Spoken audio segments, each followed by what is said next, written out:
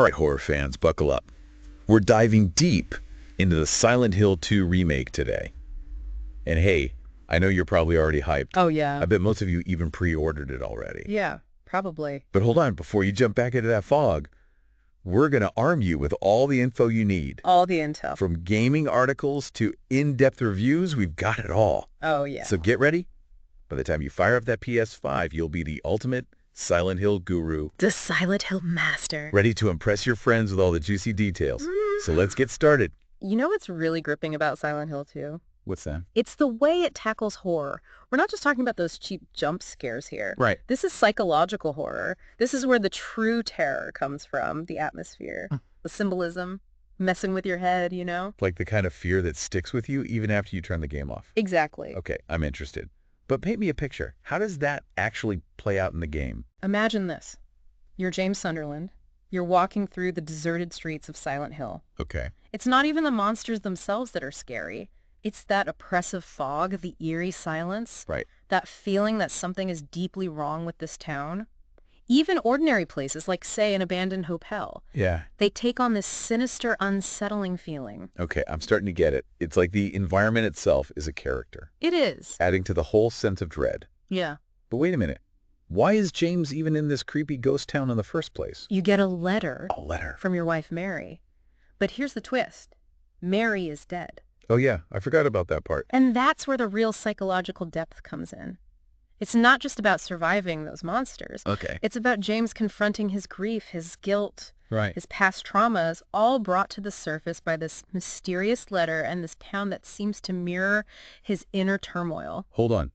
Did you say the town is mirroring his inner turmoil? Yes. Wow. Okay, that sounds intense. So how long are we talking here? Is this like a 12-hour therapy session in Silent Hill? Well, you're looking at about 12 to 18 hours of gameplay, depending on your playstyle. So maybe, yeah, pack a therapist. Okay. But it's not just about talking things out. Silent Hill 2 is a survival horror game. Right. That means resource management, careful exploration, and of course, combat. Of course. But even the combat is tied to the psychological aspect. Mhm. Fun fact. A lot of the enemies you face actually symbolize different parts of James's psyche. Whoa, wait, the enemies are symbolic?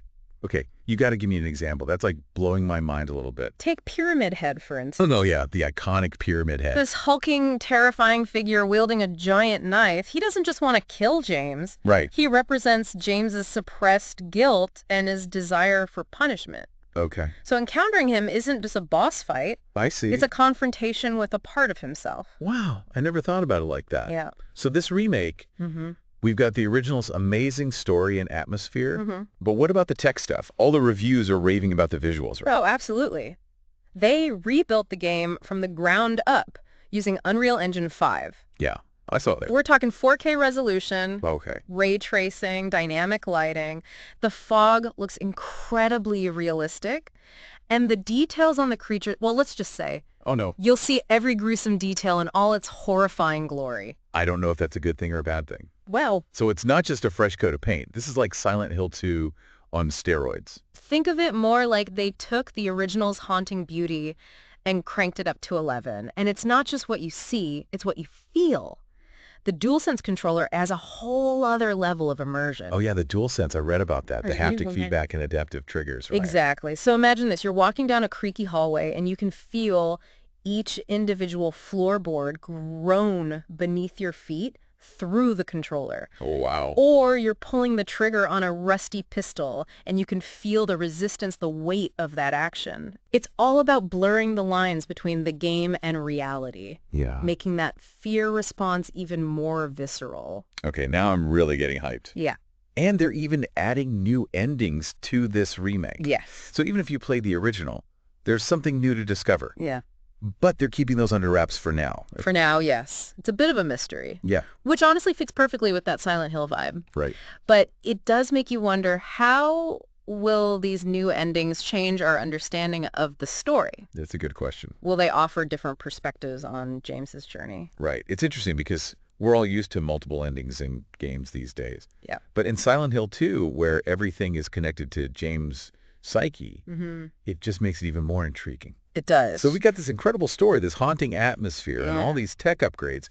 But how does it actually play? Let's be real. The original was infamous for its Yeah. let's just say, unique combat controls. Yeah, yes, the tank controls. But fear not. Yeah. This remake has completely overhauled the combat system. It's faster, more fluid, and the aiming actually requires skill this time around. You can't just wildly swing your weapon and hope for the best anymore. So it's less about button mashing and more about actually thinking strategically. Exactly. You've got your melee combat, Okay. your firearms, and even a stealth element, so you can choose your approach. But remember, resource management is key. Oh, yeah. Classic survival horror. Ammo and health items are scarce, so every decision matters. You'll need to be deliberate about when to fight, when to hide, and how to use those limited resources. So that adds like a whole other layer of tension to it. It does. It's not just about fighting the monsters. It's about surviving this psychological and physical challenges of Silent Hill itself. And that's what makes Silent Hill 2 so effective as a horror game. It's not just about the stairs, it's about the journey. Right. The exploration of the human psyche and the way it forces you to confront your own fears and anxieties along with James. Okay. I am sold. This deep dive has gone from excited to I need to play this right now. Well, hold on, just a bit longer. Okay. We're just getting started. We've talked about the overall atmosphere and gameplay, but we haven't even scratched the surface of the symbolism and psychological depth of this game. Right. And trust me, that's where things get really interesting. So are we ready to dive even deeper into the twisted world of Silent Hill 2? I think so. Because I'm ready to see what other secrets this remake holds. Stick with us. Yeah. We'll be right back with more insights on the deep dive. More to come.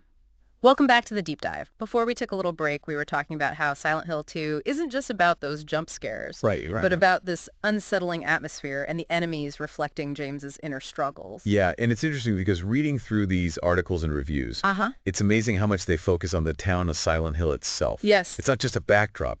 They're describing it almost like a character. Yes. With its own twisted history and secrets. Yeah.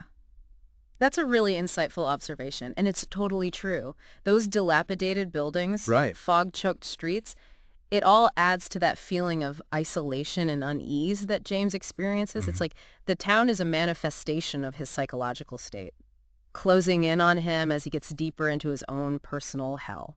And it's not even just what you see, right? Yeah. I mean, Yeah. Silent Hill has always had this incredible soundtrack. Oh, yeah. And they're really emphasizing how the sound design in the remake adds to that immersive horror. Oh, absolutely. You're talking about Akira Yamaoka, of course. Yeah. His music is practically synonymous with Silent Hill. Right. Those eerie melodies, the distorted industrial sounds, even the moments of unsettling silence, Yeah. it all gets under your skin and creates this constant tension. Oh, and with the PS5's 3D audio, Yeah. it sounds like they're making the audio experience even more intense. Can you imagine walking through Silent Hill with headphones on, hearing those whispers and groans all around you? Oh, it's going to be a whole new level of creepy, imagine. The faint scrabbling of claws on metal as you walk down a hallway. Oh, God. Or a distant siren wailing in the fog, all placed with pinpoint accuracy around you. It'll be like the town itself is whispering secrets in your ear. Okay, that's officially making me shiver. But enough about the spookiness for a second. Okay. Let's talk combat. We know the original's controls were, well, let's just say they weren't the smoothest. Yeah. So how has the remake improved things on that front? Yeah, those tank controls definitely took some getting used to, but this remake has completely overhauled the combat system. Okay. It's faster, more fluid, and the aiming actually requires skill. You can't just button mash your way through encounters anymore. So we're talking more strategic combat, where you have to actually think about your moves. Absolutely. You got melee weapons, Okay. firearms, even some stealth elements. Right. So you can tailor your approach to each situation, but it's still a survival horror game at its core. Resources are scarce. Right. Ammo is limited. Health packs are precious. Every decision you make has consequences. Right. And that kind of feeds into the psychological tension too, right? Yes. Knowing that you can't just go in guns blazing. Right. You have to be careful. Be smart. Conserve your resources. Yeah. Make every shot count. Exactly. It's all about creating this constant sense of vulnerability. Right. Of never feeling completely safe, even when you're armed. And that's where the different combat options come in. You might choose to go in with guns blazing, but maybe a stealthy approach is better in certain situations. Right. Or maybe you need to conserve ammo and rely on melee combat. Mhm. even if it means getting up close and personal with those terrifying creatures. Speaking of terrifying creatures, we touched on this earlier, Yes. but I'm still fascinated by the idea that the enemies in Silent Hill 2 aren't just random monsters, Yes. but representations of James's inner demons. Yeah. Any other examples that stand out to you from the sources? Oh, there are so many. One that always stood out to me is the mannequin enemy. Oh, yeah, I remember that one. It's this grotesque, contorted figure made of two female torsos fused together. It's pretty messed up. Pretty disturbing, right? But it's not just there for shock value. Right. It represents James's twisted perception of women and his guilt over his wife's illness. Wow, I never would have thought of that. Yeah. So encountering these creatures isn't just about fighting for survival. It's almost like a visual representation of James battling his own psyche. Exactly. And that's what makes Silent Hill 2 so much more than just a typical horror game. It's a psychological journey, Right. a descent into the darkest corners of the human mind. Sure. And the remake seems to be doubling down on that aspect, Mhm. using all the new tech and features to make the experience even more immersive and unsettling. You know, one thing they keep mentioning is how the environments themselves can shift and change, Yeah. reflecting James's mental state. It's not just static backdrop. It's like the world itself is reacting to his emotions. It's brilliant. What might look like a normal hospital room one minute Yeah. could transform into a decaying, blood-soaked nightmare the next, Oh, God. depending on James's emotional state. Right. Imagine walking down a hallway Okay. and the walls start closing in on you, No. the lights flicker, Thank you. and you hear the echoes of Mary's voice whispering your name. Oh, stop it. It's a constant reminder that you're not just in a haunted town, Right. you're trapped in James's fractured psyche. Okay, that's next level creepy. But also kind of brilliant. The way they're using the game world to reflect his psychological state. Exactly. And that's what sets Silent Hill 2 apart from so many other horror games. Right. It's not just about cheap scares. It's about exploring those complex themes of grief, guilt, trauma, Right. and ultimately the power of the human psyche to create its own personal hell. Okay, my mind is officially blown. We've got this incredibly atmospheric world, Yes. a revamped combat system that forces you to think strategically. Yes. These enemies that are basically visual metaphors for James's inner turmoil. It's all connected. But there's one more element that the sources highlight, Mm. the multiple endings. Ah, yes, the endings. A staple of Silent Hill games. Right. And it sounds like this remake is going to have some surprises in store for us. Oh, Remember in the original, Yeah. the ending you got depended on choices you made throughout the game. right. Often subtle things that you might not even realize were affecting the outcome. So it's not just about reaching the end. No. It's about the journey and the consequences of your actions. Exactly. That makes it even more replayable, right? Yes, Because you might get a totally different ending depending on how you approach the game. absolutely. And it adds another layer to that whole psychological aspect. It's like the game is asking, what choices will you make when faced with James's inner darkness? Oh, that's a good one. Will you succumb to it or find a way to overcome it? Okay, my mind is officially blown. We've covered the atmosphere, the combat, the symbolism, the multiple endings. It's a lot. There's just so much to unpack here. But there's one crucial element we haven't talked about yet. The accessibility features. Oh, yes. It sounds like they've made a real effort to make this remake accessible to a wider audience. Yes, and that's something worth celebrating. They've included features like high contrast mode, Okay, colorblind settings, great. customizable controls, all designed to make the game playable for people with different abilities. That's fantastic. It's so important for games to be inclusive these days. It is. And it's great to see that they're taking that seriously. Yeah, and it's not just about making the game playable for everyone. Right. It's about giving players the freedom to customize the experience to their preferences. I like that. They've even mentioned adjustable difficulty levels, Nice. so you can tailor the challenge to your liking.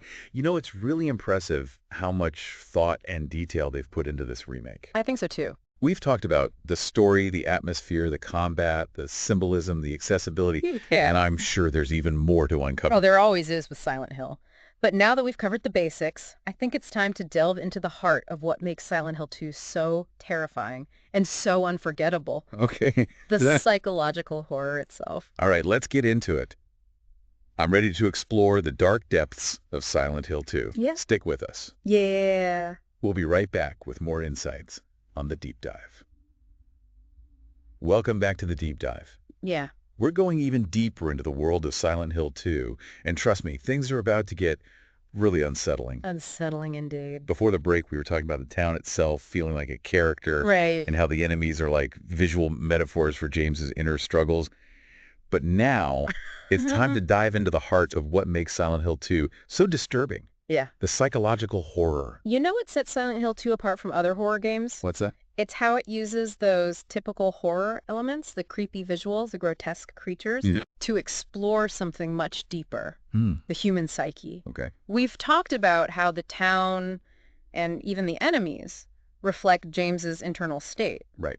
but it goes even further. So it's not just about jump scares and gore. No, no, no. It's about messing with your mind. Exactly. It's about creating a sense of dread and unease that lingers long after you've put the controller down. Yeah. It's about making you question what's real and what's a figment of James's troubled mind. Remember those multiple endings we mentioned? Oh, yeah. They're not just there for replay value. Right. They reflect the different ways James can confront his past and ultimately himself. It's almost like every player might experience the horror differently then, Right. based on their own interpretation of the game and its symbolism. Precisely. And that's what makes Silent Hill 2 so brilliant. It doesn't spoon-feed you the answers. Yeah. It invites you to analyze and interpret what you see and experience. Take the lying figure enemy, for instance. Okay, I vaguely remember that one. This disturbing creature that's constantly writhing on the floor, almost in pain. Yeah. On the surface, it's just creepy. Yeah, it's just weird. But when you consider James's guilt over his wife's suffering, Right. it takes on a whole new meaning. Yeah, like a deeper meaning. Yes. I'm starting to see how everything in this game is connected to Jones's inner turmoil. It is. It's not just about surviving monsters. It's It's about understanding them, Yeah. understanding him. And, you know, the sources really emphasize how the remake uses the PS5's capabilities to amplify that feeling. Absolutely. They're not just using the new tech to make the game look prettier. Oh. They're using it to make the horror more visceral, Right. more immersive.